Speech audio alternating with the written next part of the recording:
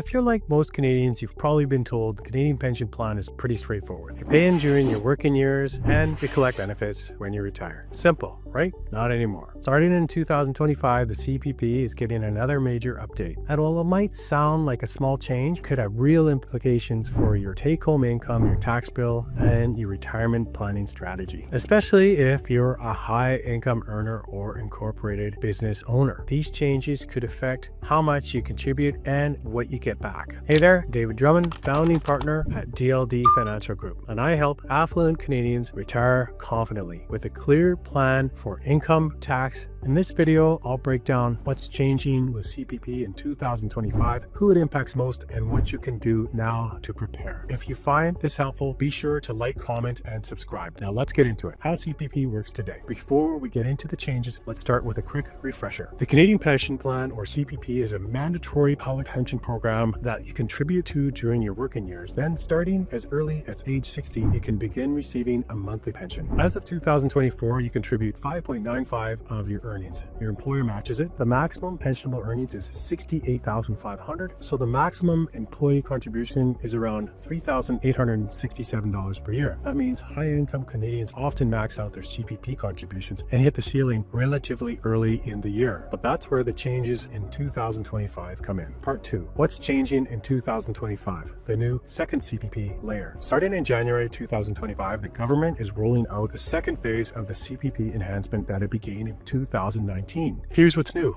A second tier of contributions. As of 2025, a new second earnings ceiling will be added for higher income earners. The first ceiling will remain around $73,200, which is indexed annually. The second ceiling will go up to $87,000. So if you earn between $73,200 and $87,000, you'll now pay an extra 4% contribution on that income with no employer match required. What that means in practice, let's say you earn $87,000 in 2025. You'll pay the usual CPP contributions on the first $73,200, then you'll pay an additional 4%, that's about $552, on the extra $13,800. So if you're a high income employee or business owner, expect your CPP contributions to increase modestly. And yes, that's on top of regular payroll deductions. This new tier is known as the second additional CPP. Part 3, why this is happening and who it helps most. The government introduced this change to gradually increase CPP retirement benefits, especially for younger Canadians and middle income earners. If you're just starting your career and contribute at these higher rates for decades, you could see a meaningful bump in your CPP retirement income. But if you're closer to retirement, you may pay more without receiving much of that enhanced benefit. In other words, younger workers benefit the most, higher earners near retirement may pay more, get less. Business owners and incorporated professionals should look closely at the trade-offs. Part 4, implications for high-income Canadians and business owners. Now let's talk strategy, especially if you're earning well over $87,000 or running your own corporation. Here's what to consider. Number 1, salary versus dividends. If you're incorporated, the way you pay yourself matters more than ever. Salaries are CPP pensionable earnings. Dividends are not. So if you pay yourself a salary of $100,000, you'll be subject to the full CPP and CPP2 contributions. If instead you pay yourself via dividends,